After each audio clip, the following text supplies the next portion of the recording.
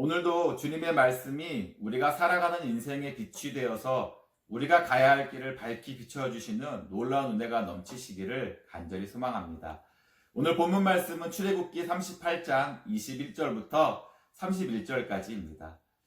출애굽한 이스라엘 백성들은 하나님께서 모세에게 명령하신 성막을 한마음과 한뜻으로 지었습니다.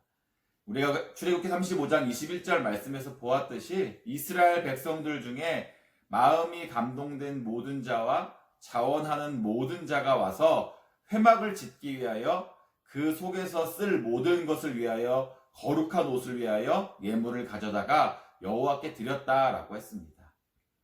이제 이 성막이 완성되었습니다. 그리고 성막 제작에 대한 결산을 하죠. 21절을 보니까 성막, 즉 증거막을 세우기 위해 사용한 물품들의 종류와 양이 얼만큼이었는지를 제사장 아론의 아들인 이다말이 계산을 했다고 했습니다. 여기서 성막을 증거막이라고 칭했는데 증거막이라는 것은 십계명이 기록된 돌판이 있는 장막이라는 것입니다.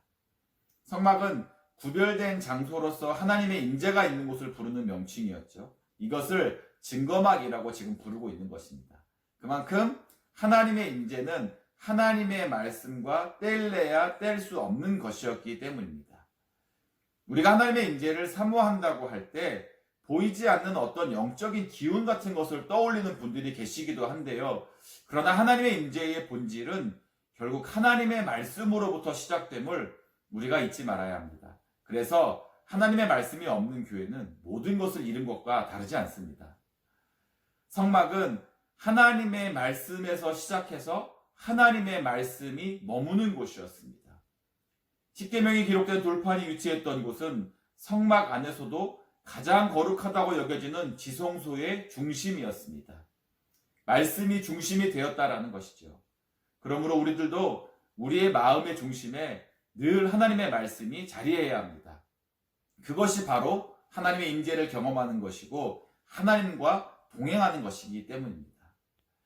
다시 본문 21절을 보면 성막을 세우기 위해 사용한 물품들의 종류와 양이 얼만큼이었는지를 제사장 아론의 아들인 이다말이 계산을 했다라고 했고, 22절은 유다 지파의 한 사람인 부살렐이 성막을 세우는 데 수고했으며 23절은 단지파 중에서 오홀리압이 그와 함께 했다라고 기록하고 있습니다. 우리는 여기서 두 가지를 볼 수 있습니다. 먼저는 각자의 역할이 달랐다라는 것이죠. 지금으로 보자면 이다말은 사무실에서 행정적인 일을 한 것이고 부살렐과 오홀리압은 현장에서 일을 했다라는 것입니다. 이처럼 서로의 역할이 달랐던 것은 각자가 가진 재능이 달랐기 때문입니다. 23절을 보면 오홀리압에게는 수 놓는 재능이 있었음을 알 수 있습니다. 어떤 면에서 보면 이다말의 역할은 땡볕에서 하는 일에 비하면 좀 더 쉬워 보일 수도 있습니다. 그러나 그것도 하나님께서 명령하신 일이기에 누군가는 해야 하는 것이었고, 그렇다면 그런 면에서 재능이 있었던 이다말이 해야 했었던 것이기도 합니다. 만약 서로가 하는 일에 있어서 누구의 일은 더 쉽고 누구의 일은 더 어렵다고 따진다면 갈등이 생기고 분쟁이 일어나서 성막이 온전히 세워지는 것이 어려웠을 수도 있습니다. 그러나 누구 한 사람도 각자의 역할에 불평함 없이 순종했기 때문에 성막이 완성될 수 있었음을 우리는 알아야 합니다. 우리 각자에게는 하나님께서 주신 재능과 달란트가 있죠. 비슷한 재능을 가진 분들이 있을 수 있지만 모두가 같은 재능을 가지고 있는 것은 아닙니다. 누군가는 목수로서, 누군가는 가죽을 재단하는 것으로서, 누군가는 성전 기물들의 금칠을 하는 것으로서, 누군가는 필요한 재료를 구해오고, 누군가는 길이를 측량하는 일을 하면서, 또 누군가는 모아진 물품과 재정들을 관리하고 배분하는 일을 하면서 이렇게 서로 다른 재능이 모아졌기에 하나님께서 명령하신 성막이 완성될 수 있었던 것입니다.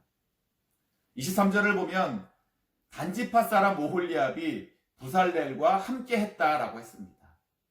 부살렐에게는 없었던 수 놓는 재능이 있는 오홀리압이 있었기에 휘장에 수를 놓을 수 있었던 것이고 제사장의 예복에 수를 놓아 하나님의 명령을 이룰 수 있었던 것이죠. 이것이 바로 교회가 세워져가는 원리입니다. 서로 다른 재능으로 헌신하고 수고해서 하나님의 명령을 이루는 것이죠. 쓰임이 다른 것이지 더 중요하고 덜 중요한 일은 하나님 앞에 없습니다. 서로를 비교하게 해서 우리가 하는 일의 중요도를 따지는 것은 마귀가 주는 생각일 뿐이죠. 창조주이신 하나님은 우리를 서로 다른 모습으로 창조하시고 다른 재능들을 주셨습니다. 그렇기에 우리의 역할은 나와 다른 누군가를 비교해서 우월감을 갖거나 좌절과 절망에 빠지는 것이 아니라 내게 주신 분량을 가지고 하나님의 명령에 순종해서 하나님 나라를 위해 헌신하는 것입니다. 본문 21절에서 23절에 나오는 인물들을 잘 보면 지파가 다 다릅니다. 이다말은 레위 지파, 부살렐은 유다 지파, 오홀리압은 단 지파였다고 기록하고 있죠.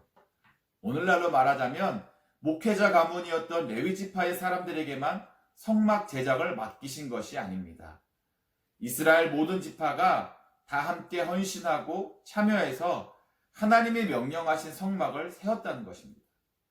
그 일들의 역할만 달랐던 것뿐이죠.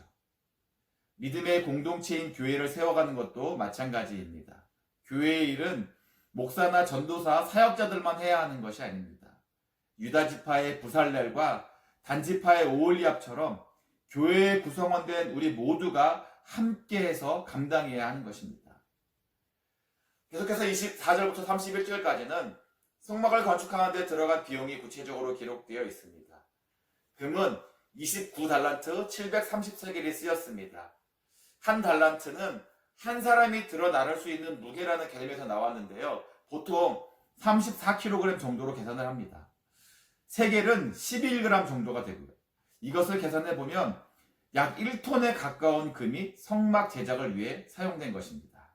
은은 100달란트와 1775길에 쓰여졌다고 되어 있는데 이것은 약 3.4톤에 해당합니다. 특별히 은은 당시 20세 이상 성인 남자인 60만 3,550명 모두에게 동일하게 반세겔씩 드렸다고 했습니다. 놋은 70달란트 2,400세겔에 쓰였는데 이것은 2.4톤에 해당하는 무게이지요. 여기서 보면 공동체에 책임이 있는 성인 남자가 성전을 짓는데 일정 부분을 모두가 동일하게 담당했음을 알게 됩니다. 그저 공동체의 구성원으로 혜택만 받으려고 한 것이 아니라 자기의 책임과 의무를 다했다는 것을 볼 수 있죠. 그런데 이것이 당시 이스라엘 백성들에게 쉬운 일이었을까요? 아니라고 생각이 됩니다. 왜냐하면 당시 이스라엘 백성들은 출애굽한 지 얼마 지나지 않았던 때였습니다. 쫓기듯 애굽 땅을 벗어날 때 애굽 사람들에게서 챙겨온 것들이 그들이 가진 전 재산이었죠. 그리고 아직 떠돌이 생활 중이었기 때문에 적당한 경제활동도 할 수 없는 상태였습니다. 언제 정착을 해서 농사를 짓거나 가축을 길러서 수입을 올리게 될지 알 수 없던 때였죠. 그럼에도 불구하고 그들이 성막을 지으라는 하나님의 명령이 있었을 때 주저함 없이 이처럼 많은 양의 금과 은과 청동을 하나님께 드렸다라는 것입니다. 이처럼 성막은 마음이 감동되고 자원하는 많은 사람들의 헌신과 동참이 있었기 때문에 성막 제작이 완성될 수 있었던 것입니다. 하나님께서는 하나님 나라를 세워감에 있어서 이처럼 연합과 헌신을 기대하고 계십니다. 우리에게 주신 재능이 나의 기쁨과 만족만을 위해 사용된다면 그것은 재능을 주신 하나님의 뜻이 아닙니다. 그 재능을 통해 하나님을 섬기고 하나님의 말씀을 이루며 공동체를 건강하게 세우도록 하려는데 목적이 있는 것이죠. 그러므로 교회의 구성원된 우리 한 사람 한 사람이 공동체의 일원으로서 자기의 책임과 역할을 잘 감당해서 하나님께서 기뻐하시는 교회를 세워가는데 쓰임받는 우리 모두가 되실 수 있기를 주님의 이름으로 간절히 축원합니다.